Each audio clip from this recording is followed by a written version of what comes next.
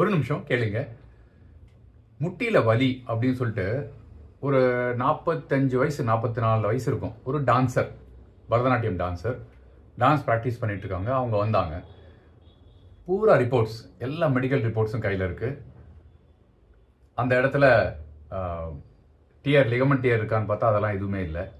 So doctors இதுலேயே analysis நிறைய கொடுத்துருப்பாங்க இல்லையா, அதுலேயுமே எந்த பிரச்சனையும் இல்லை அப்படிங்கிற மாதிரி தான் அதில் இருக்குது.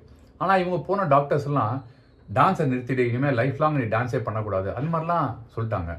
இவங்களுக்கு ஹைக்கிங் ரொம்ப பிடிக்கும், அதையும் பண்ணக்கூடாதுன்ட்டாங்க. எதையுமே செய்யக்கூடாதுன்னு சொன்னோடனே வாழ்க்கையே ரொம்ப இழந்துட்டா மாதிரி வந்தாங்க. நீங்கள் பார்த்துட்டு இருக்கிறது Krupa vibes YouTube channel, KRUPAVIBS.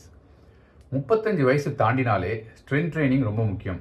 இது ஆப்ஷனலாக கேட்டிங்கன்னா கிடையாதுங்க. ஸ்ட்ரென்த் ட்ரைனிங்கிறது மேண்டேட்ரி, பண்ணியே ஆகணும். நீங்கள் என்ன மாதிரியான வேலை செஞ்சுட்டு இருந்தாலும் சரி, உங்கள் தசைகள் வலுவிழக்கிறதுக்கான ஸ்கோப் இருக்குது. அந்தந்த தசைகள் அந்தந்த இடத்துல நிற்கலைன்னா உங்களுக்கு அந்த ஜாயின்ஸில் வலிகள் வர ஆரம்பிக்கும். இவங்களுக்கும் ஸ்ட்ரென்த் ட்ரைனிங்கிறது பண்ணியிருக்கல. பரதநாட்டியம் பண்ணாங்க, பட் தென் அதுலேயே பரதநாட்டியம்லேயே எல்லாமே இருக்குது அப்படின்னு நீங்கள் கேட்கலாம். ஆனால் ஸ்பெசிஃபிக்காக ஒரு மசிலுக்கும் ஸ்ட்ரென்த் ட்ரைனிங் பண்ணால்தான் அந்த மசில் வலுவாக இருக்கும். அது எல்லாருக்கும் அவசியம். அது ஜிம்மில் போய் பண்ணணுமா அப்படின்னா அப்படி சொல்ல வரல. பட் ஒரு நல்ல ட்ரெயினரை வச்சு நீங்கள் பண்ணுறது, யூடியூப்பை பார்த்து பண்ணலான்னா யூடியூப்லேயே நீங்கள் பண்ணீங்கன்னா பண்ணலாம். பட் நீங்கள் செய்கிற தவற கரெக்ஷன் ஆகாது, அது டேமேஜ் பண்ண ஆரம்பிக்கும். இப்போது இந்த மேடம் பொறுத்த வரைக்கும் வாழ்க்கையே வாழாமல் ஒரு வெஜிடபிள் மாதிரி, காய்கறி மாதிரியான ஒரு வாழ்க்கையை வாழக்கூடாது இல்லையா. முட்டி வலி வந்தால் எதனால் வருது, என்ன பாஸ்டர் கரெக்ஷன் பண்ணணும், என்ன மாதிரியான இடத்த ஸ்ட்ரென்தன் பண்ணணும்னு அப்படின்னு அனலைஸ் பண்ணி அதுக்கான உடற்பயிற்சிகளை சொல்லி அவங்கள மறுபடியும் டான்ஸ் ஆட வைக்கணுமே தவிர டான்ஸே நிறுத்து. இது பல பேர் சொல்கிற விஷயம். நம்மளால் முடியாததை யாராவது பண்ணாங்கன்னா உடனே அதனால்தான் உங்களுக்கு பிரச்சனைகளே வருது, நிறுத்துங்க அப்படின்னு சொல்கிறது வாழ்க்கையில் ஒரு வழக்கமாக வச்சுருக்கோம். நமக்கு தெரியாத விஷயம் பிறர் செய்கிறாங்கன்னா அதை தெரிஞ்சுக்கிட்டு அதை பற்றி பேசுகிறது நல்லது.